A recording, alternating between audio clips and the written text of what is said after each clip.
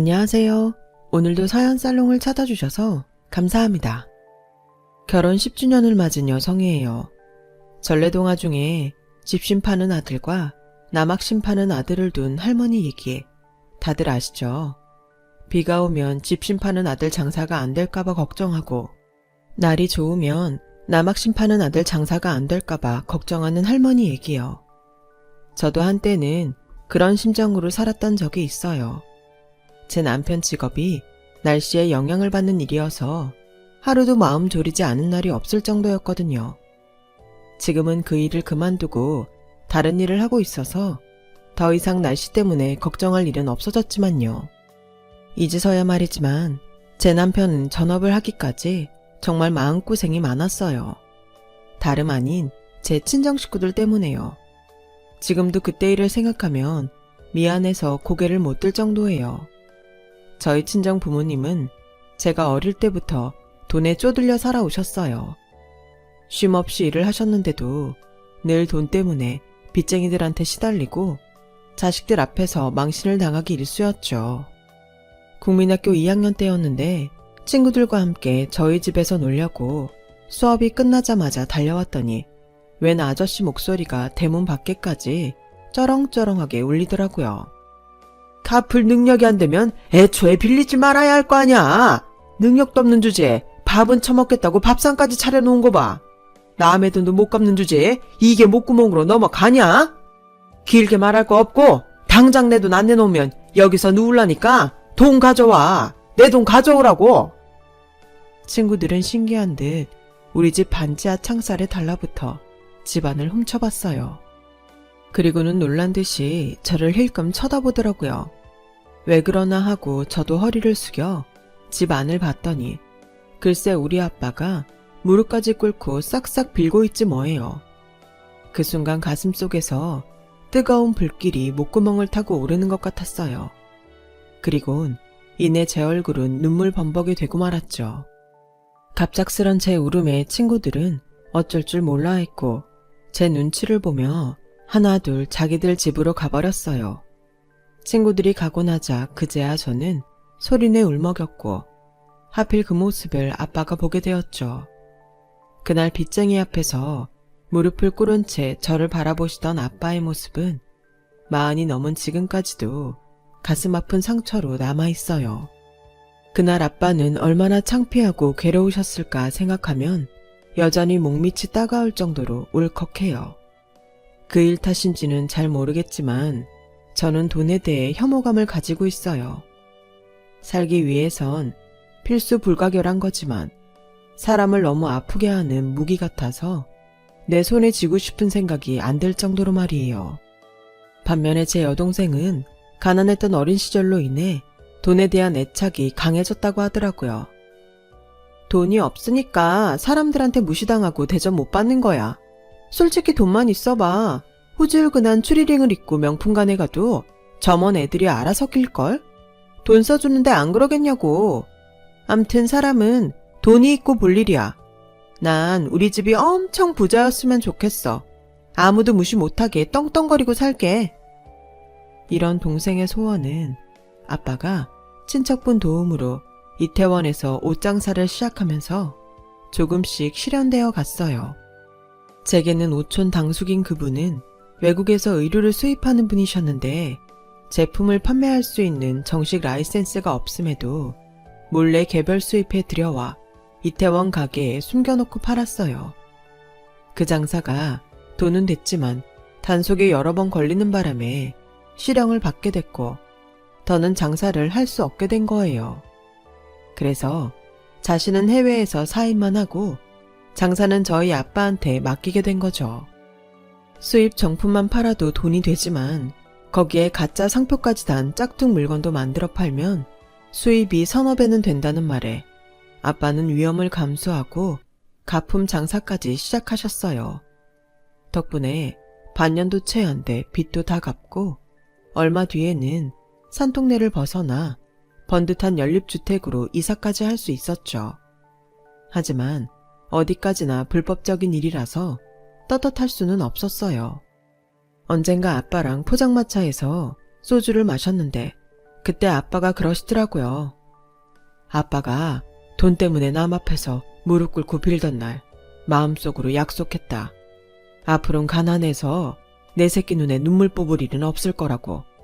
이태원에서 장사할 때 솔직히 너무 싫었지만 그래도 남의 손가락질 안 받고 내 새끼들 먹이고 입힐 수 있어서 버틸 수 있었어. 아빠는 양심을 팔아 가난을 벗어난 것에 창피함은 느끼셨지만 그래도 그때로 다시 돌아간다 해도 똑같은 결정을 할 것 같다고 하시더군요. 돈이 웬수라고 하면서 말이죠. 가품 장사를 하면서 아빠는 경찰서에 몇 번 가셨었는데요. 가품을 팔다 단속반에 걸리면 초범인 경우 양이 적으면 훈방 조치로 끝나지만 재범인 경우부터는 가차 없었어요. 단속에 걸리면 일단 물건도 뺏기고 서에 끌려가서 조서도 쓰고 벌금까지 내야 하는데요. 이후에도 또 걸리면 그땐 실형까지도 받게 돼서 아빠는 늘 살얼음판을 걷는 심정으로 장사를 해야 했어요. 결국 아빠는 단속에 여러 번 걸려 더는 가게를 운영할 수 없는 처지가 됐고 그러던 차에 동대문 도매시장에 자리가 나서 본격적으로 도매 장사를 시작하게 되었어요. 예전엔 옷 도매시장이 남대문을 중심으로 활성화됐었는데 90년대 중후반으로 넘어가면서 동대문으로 옷 상권이 넘어갔거든요. 저희 집은 동대문 시장에 터를 잡고 옷 도매를 시작한 경우였어요. 가품을 만들던 공장을 가지고 있던 터라 물량도 충분히 뽑을 수 있어서 가게는 금방 자리를 잡았어요. 주로 만들어 팔던 옷은 나염 반팔티에 맨투맨 티셔츠, 폴로풍 체크 남방인데 거기에 구제 리바이스와 랭글러 청바지를 매치해서 팔았죠. 당시에 유행하던 얼터너티브 록그룹 너바나의 커트 코베인 스타일이라고 할까요? 암튼 우리 가게 옷은 날개 돋친 듯 팔려나갔어요. 그때부터는 아빠가 옷 공장을 맡고 엄마가 도매 판매를 맡아서 했어요. 한창 동대문 쇼핑몰이 인기를 끌면서 저희 집은 한몫 단단히 잡게 되었죠. 하지만 2000년 후반기로 들어서면서 동대문 쇼핑몰도 사양길에 접어들었고 저희 부모님 가게도 마찬가지였어요. 쉴 새 없이 돌아가던 아빠 공장은 신상보다 창고에 쌓이는 재고가 더 많아졌고 미싱사 이모님들도 하나 둘 공장을 떠나게 되었어요. 동대문 시장 옷은 유행에 민감해서 브랜드 제품과 달리 시즌을 더 나눠서 신상을 자주 뽑아내는 시스템이라 재고가 기하급수적으로 늘었어요. 이렇게 창고에 묵히다가는 제값은커녕 무게를 달아 헐값에 팔 판이었죠. 그래서 보다 못한 저랑 동생은 재고를 팔아 용돈벌이라도 할 요량으로 한창 유행하던 인터넷의 쇼핑몰을 열었는데 이게 신의 한 수가 되었지 뭐예요. 쇼핑몰에 올릴 제품 사진은 사진과에 다니던 제가 찍었고 키 크고 늘씬한 동생이 직접 피팅 모델에 나섰어요. 오픈한 지 한 달 보름 만에 창고에 있던 재고를 다 팔아치우고 아빠한테 부탁해 미싱사 이모님들을 다시 모으게 했어요. 그렇게 아빠 공장에서 제품을 뽑아서 본격적으로 쇼핑몰 장사에 나섰죠. 처음엔 반신반의하며 지켜만 보던 엄마도 우리 자매가 올린 첫 달 매출을 보시더니 팔 걷어붙이고 제품 포장에 나서주셔서 따로 인건비 나가는 것 없이 우리 식구끼리 쇼핑몰 운영을 할 수 있었어요. 그쯤 되자 엄마는 계약서를 쓰자고 닥달을 하시더라고요. 세상에 공짜가 어딨니? 아빠 거랑 내 목 제대로 쳐줘. 안 그랬단 봐라. 당장 파업이야. 이제 옷장사는 끝이구나 하던 순간 제2의 전성기를 맞게 되자 엄마는 신이 나서 어쩔 줄 몰라 하셨어요. 일이 하도 많아져서 휴학까지 하고 쇼핑몰 사업에 뛰어든 지 몇 년이 지나자 동생과 저는 각각 자기 소유의 빌라 한 채 값을 벌 수 있었어요. 돈을 굴리는데 재주가 없었던 저는 그 돈을 그대로 통장에 넣어두었고 동생은 그 돈에 대출까지 받아서 오피스텔을 세 채 사서 월세를 놓았어요. 쇼핑몰 매출이 좋아서 은행 대출금도 금방 갚더라고요. 동생은 기왕 하는 거 액세서리랑 구두, 가방도 판매하자며 사업 확장에 열을 올리기 시작했어요. 하지만 저는 그때 당시 복학을 꿈꾸고 있었기 때문에 쇼핑몰 일을 등한시하게 되었고 그 일로 동생과 많이 싸우게 되었어요. 언니, 물 들어올 때 노저을 했다고. 이제 돈 좀 벌려는데 왜 이렇게 느슨하게 굴어? 언니는 돈 벌기 싫어? 그게 아니라 나 이제 제품 사진 그만 찍고 내 작품 사진 하고 싶어. 그래서 다음 학기에 복학할까 생각 중이야. 안 그래도 너한테 얘기하려고 했는데 차라리 잘 됐다. 쇼핑몰은 내가 맡아서 하고 난 여기서 빠지고 싶은데 안 될까? 동생은 나중에 후회해도 소용없다며 지금 나가면 다시 안 받아준다고 으름장을 놓았지만 저는 끝내 복학을 선택했어요. 그동안 쉬는 날도 없이 강행군을 해서 그런지 일을 그만두니 묵직하던 어깨가 풀리는 게 그렇게 편할 수가 없더라고요. 그렇게 저는 학교로 돌아갔지만 몇 년 동안 제품 사진만 찍다 보니 제 사진이 많이 변질돼서 교수님께 욕만 엄청 먹고 말았어요. 게다가 나이 어린 과 친구들 작품이 어찌나 좋은지 실습을 할 때마다 제 자신이 너무 초라해지더라고요.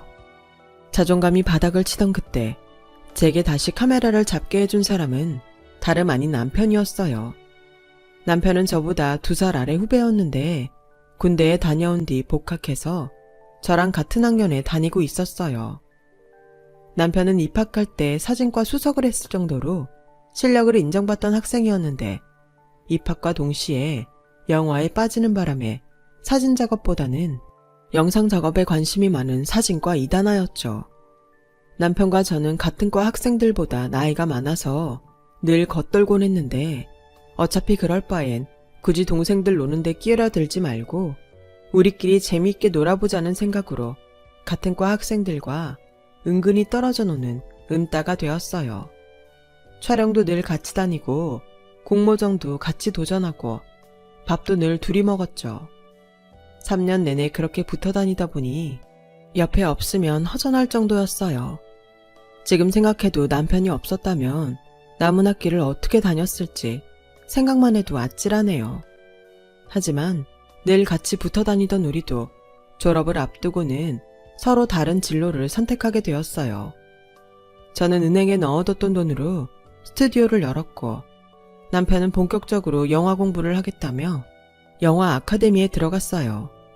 비록 분야는 달랐지만 서로의 분야를 인정하고 있었기 때문에 여전히 절친한 관계를 유지할 수 있었죠. 하지만 그때까지만 해도 여전히 남사친 여사친일 뿐 그 이상도 그 이하도 아닌 관계였어요. 그러다 서로를 이성으로 바라보게 된 건 남편이 사고로 손을 크게 다치면서였어요.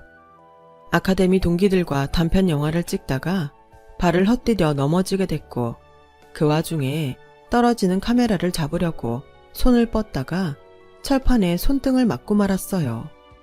하필 신경을 건드려서 3차례나 수술을 받았지만 수전증이 생겨서 카메라를 잡기 힘들어진 거예요. 인생의 절반을 카메라만 잡고 살던 사람이 그걸 못하게 되자 마치 세상 다 산 사람처럼 의기소침해지고 의욕이 사라지더라고요. 그래서 일부러 촬영 보조라도 하라고 제 스튜디오로 불러냈죠. 카메라를 못 잡아도 여전히 사진을 만질 수 있다는 걸 알려주려고요. 처음엔 안 내켜 하더니 막상 촬영이 시작되니까 시키지 않아도 스스로 조명도 잡아주고 보정 작업까지 척척 해내더라고요. 한 일주일 그렇게 지내다 보니 자기도 마냥 손 놓고 있을 수 없다는 생각이 들었는지 처음보다 많이 적극적으로 움직이기 시작했어요. 그리고 제가 없는 동안에 카메라 잡는 연습도 하는 것 같더라고요. 아무래도 동영상이 아닌 스틸컷이라 그런지 트라이포트에 걸고 하는 작업은 무리 없이 진행할 정도가 되었고 조금씩 욕심을 내며 다시 카메라를 손에 쥐게 되었어요. 그 무렵 저도 스튜디오 사정이 그리 좋은 편은 아니라서 그만 졌고 다른 일을 알아볼까 했었거든요. 그런데 하루는 남편이 그러는 거예요. 우리 베이비 촬영을 해보는 게 어떨까? 스튜디오 촬영도 하고 야외 촬영도 하면 사람들 반응이 꽤 괜찮을 것 같은데 말이야. 엄마들이 애들 100일 돌 촬영은 괜찮은 스튜디오에서 찍고 싶어 하잖아. 일종의 틈새 시장이다 생각하고 한번 도전해보자. 스튜디오는 살려야지. 사실 그때까지는 제가 배가 덜 고파서 그랬는지 썩 내키지는 않았어요. 하지만 쇼핑몰 하면서 번 돈 거의 다 까먹고 스튜디오 월세까지 밀리는 상황이 되자 더는 안 되겠다 싶어 울며 겨자 먹기로 베이비 촬영을 강행하기로 했어요. 와, 진짜 힘들더라고요.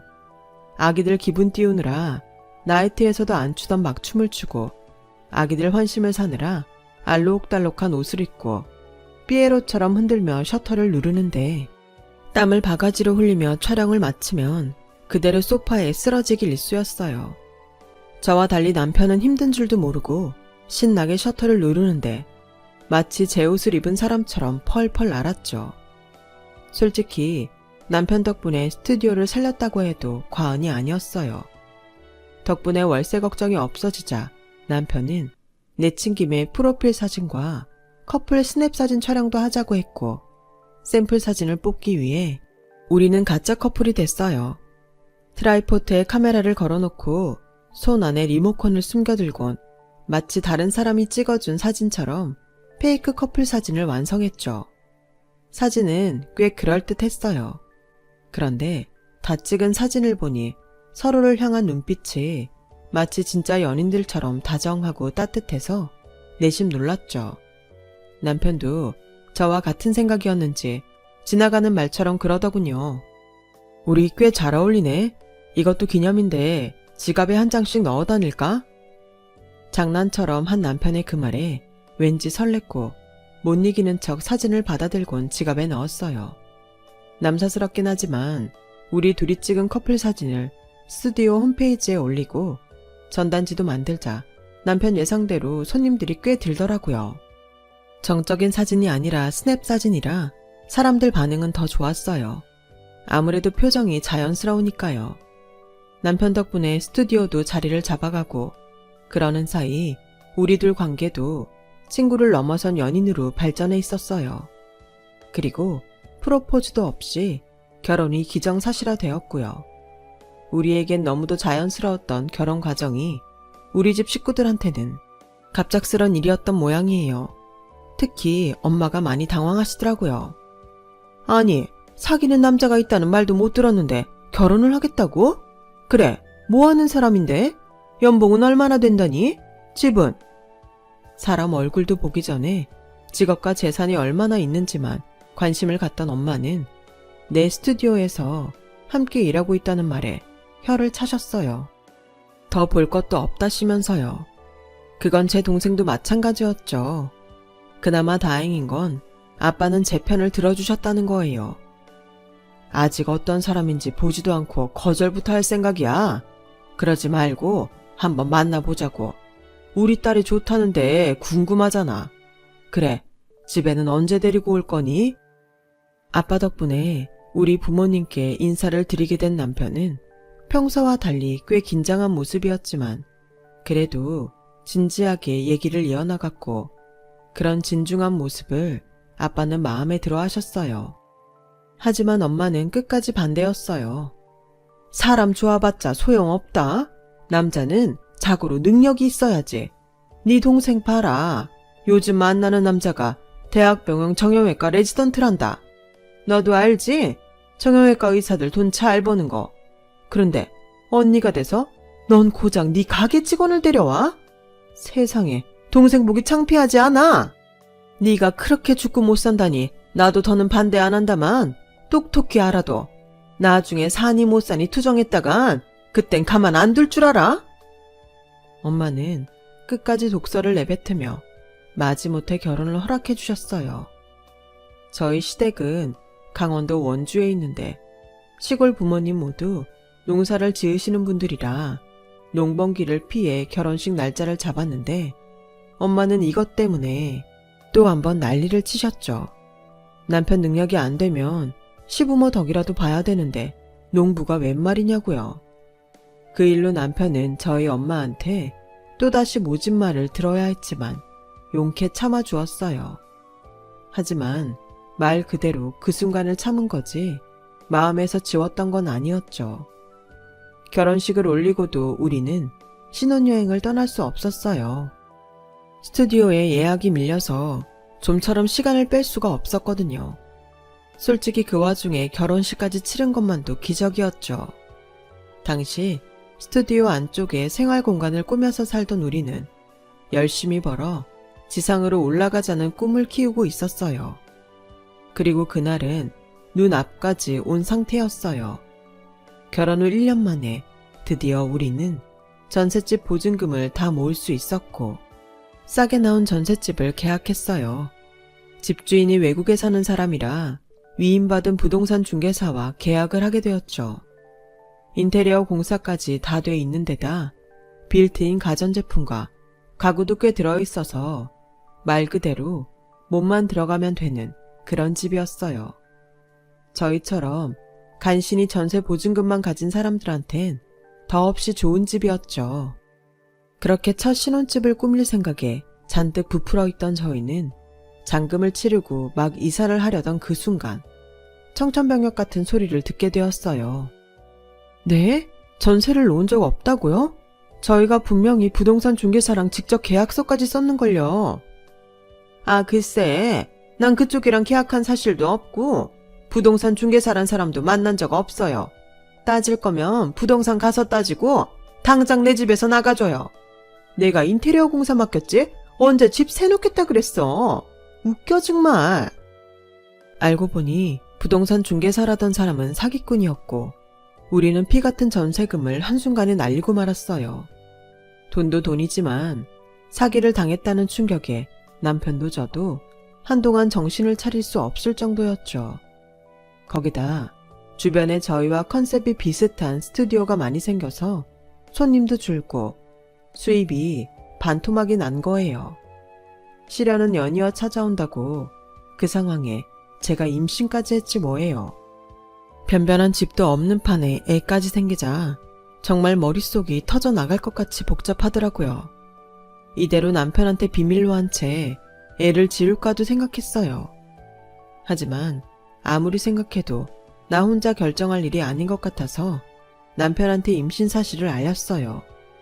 그랬더니 저처럼 걱정부터 할 줄 알았던 남편이 세상 다 얻은 사람처럼 기뻐하며 저를 안아주지 뭐예요. 자기가 무슨 수를 써서라도 우리 애 키울 돈은 마련할 테니 걱정 말고 몸조리에 힘쓰라면서요. 남편을 많이 믿고 의지하긴 하지만 솔직히 그때는 그 말에 그리 믿음이 가지 않았어요. 남편을 믿지 못해서가 아니라 상황이 너무 어려웠으니까요.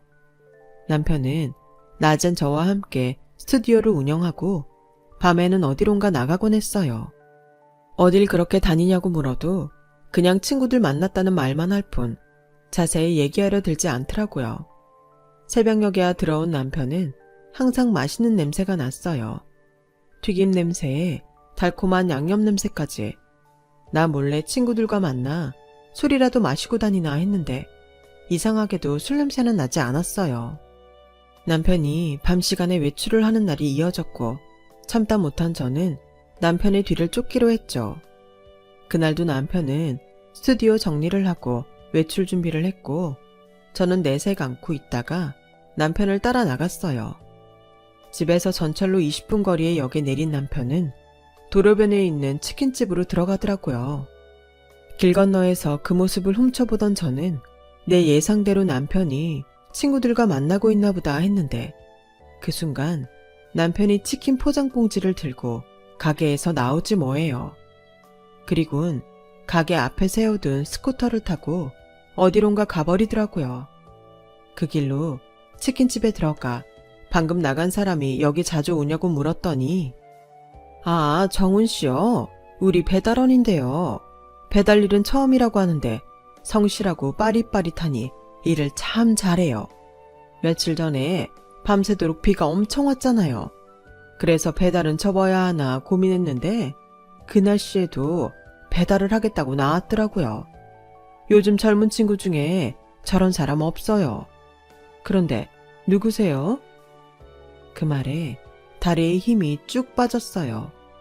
하루 종일 스튜디오 일을 도맡아 하곤 밤에는 배달 일까지 해왔다니 그런 사람을 의심했던 제가 한심했죠. 저는 가게 사장님한테 제가 왔었던 건 비밀로 해달라고 말하곤 도망치듯 치킨집을 나왔어요. 집으로 돌아오는 내내 하염없이 눈물이 흐르더라고요. 가정 노릇을 하겠다고 혼자서 몸부림치며 살고 있는 남편을 생각하니 제가 너무도 철없게만 느껴지더라고요. 그래서 남편 어깨에 지워진 짐을 저도 나눠지어야겠다는 생각에 동생한테 전화를 걸어 다시 쇼핑몰 일을 하고 싶다고 말했어요. 처음엔 절대 안 된다고 거절하던 동생은 저희 집 사정을 듣고는 한숨을 쉬더니 답답한 듯 그러더군요. 그러게 내가 뭘 했어? 결혼은 사랑만 있다고 되는 게 아니라니까. 평강공주 콤플렉스도 아니고 뭐하러 돈도 없는 남자 만나 그 고생이야. 언니 사정은 딱하지만 그렇다고 멀쩡한 직원 내보내고 언니를 다시 쓸 순 없고 일단 소품 쪽만 언니한테 맡길 테니까 그거라도 하겠으면 하고 아니면 말아. 그렇게 저는 동생 쇼핑몰 소품 촬영을 맡아 하게 됐어요. 차라리 저한테는 다행이었죠. 남편이 배달 일을 나가고 없는 시간에 스튜디오 작업을 할 수 있으니까요. 그래서 다음날 바로 동생 회사에 찾아가 일감을 받아왔어요. 혹여 남편이 알아챌까봐 소품은 창고에 잘 숨겨두었고 남편이 나가자 꺼내서 촬영을 시작했죠. 그렇게 부부간의 투잡 활동을 벌이며 노력한 덕분에 출산이 다가올 즈음 월세집 보증금 정도는 마련할 수 있었어요. 하지만 우리 부부가 몰랐던 불편한 진실 또한 마주하게 되었죠. 출산 후 집에서 육아를 하고 있는데 동생과 예비 제부가 찾아왔더라고요. 조카 선물이라며 값비싼 유아용품을 잔뜩 사들고 말이죠. 그런데 예비 제부가 제 앞에서 하지 말아야 할 말을 하고 만 거예요. 형님은 요즘도 그렇게 바쁘세요? 지난번 가족여행 때도 형님이 일 때문에 바쁘시대서 저희만 장인 장모님 모시고 갔다 왔는데 이번 여름 휴가도 못 오신다면서요. 결혼 전에 형님이랑 친해지고 싶은데 집안 행사에도 통 안 나오시고 친해질 기회가 너무 없네요. 저조차 들어보지 못한 가족여행에 집안 행사라니 도대체 무슨 소리를 하는지 모르겠더라고요. 그래서 동생한테 물었더니 엄마가 형부 배달일 하는 거 알아버렸어. 글쎄 형부가 상도동 이모네 치킨 배달을 왔었다지 뭐야. 그 일로 엄마가 창피해서 얼굴도 못 들고 살겠다고 얼마나 난리였는데 엄마가 형부 불러다 한바탕 한다는 걸 아빠가 가까스로 막았어. 솔직히 언니한테 미안한 소리지만 엄마 입장에선 그럴 수 있는 거 아니야? 나부터라도 사위가 배달일 한다면 창피해서 지방 경조사 때 안 부를걸? 그러니까 너무 야속해하지 마. 그리고 언니한테 할 말이 있는데 나 쇼핑몰 그만하려고 곧 결혼도 하는데 명색의 의사 부인이 티쪼가리 파는 쇼핑몰 한다는 게 격떨어지잖아. 거기다 아빠도 연세가 드셔서 공장 일을 버거워하시길래 마땅한 작자한테 쇼핑몰 넘기려고 해. 그래서 더는 언니한테 일 못 주니까 언니도 대책을 마련하라고. 동생 내외가 돌아가고 저는 한참을 멍하게 앉아 있었어요. 돈이 없으면 내 부모한테도 차별을 받는구나 생각하니 화를 낼 기운도 안 날 정도로 몸이 축 처져버렸거든요. 얼마 뒤 동생은 결혼했어요. 저희 부부는 결혼식에 초대조차 받지 못했고요. 엄마가 결혼 며칠 전에 제게 전화해 저 혼자 오든지 아니면 둘 다 오지 말라고 하셨거든요. 사위 직업이 창피하시다고요. 그래서 그 일을 계기로 친정과 연을 끊고 살았어요. 이듬해 아빠가 돌아가셔서 장례를 치를 때도 엄마가 제부 병원 식구들도 오는데 창피하니까 제 남편은 오지 말라고 하셔서 저만 가서 장례를 치르고 왔고요. 그렇게 친정과 연을 끊고 산 지 8년이 지났어요. 투잡을 뛰며 고생하던 남편은 5년 전 전업해 영상 콘텐츠 회사를 차렸어요. 시골에서 농사 지으시던 시부모님이 더는 힘들어 농사를 못 지으시겠다고 땅을 팔아주셔서 그 돈으로 차린 회사였죠. 아이템이 좋은 데다 마침 시류까지 잘 타서 남편 회사는 현재 승승장구하고 있어요. 그 바람에 집도 넓혀와서 시부모님도 서울로 모셔와서 함께 살고 있고요. 초등학교에 들어간 딸아이는 남편과 저를 닮아 그런가 사진을 곧잘 찍어요. 시부모님을 모시고 세계 각국으로 여행 갈 때마다 고사리 손으로 사진을 찍었는데 전문가인 제가 봐도 구도며 색감이 남다르다 느낄 정도니까요. 그래서 집안 곳곳에 아이가 찍은 사진들을 붙여놨어요. 결혼 10년 만에 인생의 참 행복을 누리며 살던 어느 날 시부모님이 아파트 경로당에 가고 안 계셨는데 엄마가 저희 집으로 찾아왔더라고요. 그 사이 많이 늙은 엄마는 까랑까랑 하던 목소리도 많이 무뎌졌더라고요. 엄마는 다짜고짜 자기 좀 도와달라고 그러시며 제 손을 잡았어요. 전 재산 털어 사위한테 병원까지 차려줬더니 작은 딸 내외가 자기를 부양하기는커녕 강제로 실버타운에 보낼 계획을 세웠다나요? 소송을 걸어 병원 차려준 돈을 받으면 저한테 반을 줄 테니 대신 변호사랑 만나서 일을 진행해달라고 했어요. 그 망할년이 병원 차려주자마자 지 엄마는 거들떠도 안 보지 뭐니. 자식 새끼 키워봐야 소용없다고 돈만 빼가곤 부모 부양도 안 했다니까. 너도 알잖니? 네 동생이 돈 욕심 많은 거. 내가 돈 받으면 너한테 한몫 떼어줄 테니 이서방한테 말해서 대신 일 좀 처리하라 그래라. 명색이 큰 사위인데 처가 힘들 때 도움 좀 줄 수 있는 거 아니니? 너도 그래. 엄마가 네 동생한테 돈까지 뺏기고 말년에 빈털터리 될 판인데 화도 안 나? 말이 좋아 실버타운이지. 시설이라도 좋으면 내가 말도 안 해. 가봤더니 계집처럼 조그마한 방에 노인네들 집어넣곤 돈만 따박따박 뜯어먹는 데더라. 내가 그런 데서 어떻게 살아? 어림도 없지. 창피하겠으리? 그러게 창피한 줄 아는 분이 여기는 왜 오셨대요? 내 남편 창피하다고 아빠 장례식에도 못 오게 하더니 이제 와서 도와달라고요? 왜 그래야 되는데요? 내 남편이 엄마한테 왜 그렇게까지 헌신적으로 굴어야 하냐고요? 작은 사위한테 전재산 퍼부었으면 거기 가서 도움을 받든지 준 돈 다시 뺐든지 하시라고요. 엄마가 우리 가족 버렸을 때 우리도 엄마 버렸으니까 그렇게 아시고 내 집에서 당장 나가주세요. 우리 어머님 아버님 오실 시간이니까 방해 안 되게 나가주시라고요. 엄마는 제 손에 등 떠밀려 집을 나가면서도 어떻게 엄마한테 이럴 수 있냐고 큰 소리 치셨어요. 그러다 복도 한 벽을 온전히 채우고 있던 제 딸아이의 사진을 보더니 눈시울을 붉히시며 한참을 넋놓고 바라보시더라고요. 만감이 교차하던 엄마의 표정 속에서 부러움과 한탄, 그리고 속죄의 심정이 고스란히 느껴졌어요. 결국 엄마는 울음을 터뜨리시곤 혼잣말처럼 내가 복을 찾네 라는 말을 하시곤 돌아가셨어요. 이후 동생한테 전화해 엄마도 날들이 빼먹었으면 부양의 의무라도 지키라고 한마디 하고 끊었어요. 모르죠. 이후로 동생 내외가 엄마를 얼마나 제대로 부양할지는요. 살면서 나와 내 가족한테 상처 준 이들에게 복수하고 싶다는 생각을 참 많이 했었는데요. 살아보니 최대의 복수는 그들이 부러워할 만큼 잘 사는 모습을 보여주는 게 아닐까 생각하게 되었어요. 저희 친정엄마가 제 딸이 찍은 사진 속 우리 가족을 보고 한참이나 눈도 못 떼고 부러워했던 것만 봐도 알겠더라고요. 사람에게 받은 상처는 사람을 통해 치유한다고 앞으로도 저는 제 가족을 통해 치유하고 치유받으며 살아갈 생각입니다. 지금까지 제 사연을 들어주셔서 감사드려요. 건강하시고 사랑하는 가족들과 항상 행복하세요. 여러분, 사연 댓글에 응원과 현명한 조언 부탁드려요. 좋아요와 구독은 저에게 큰 힘이 됩니다. 오늘도 좋은 일 가득하세요.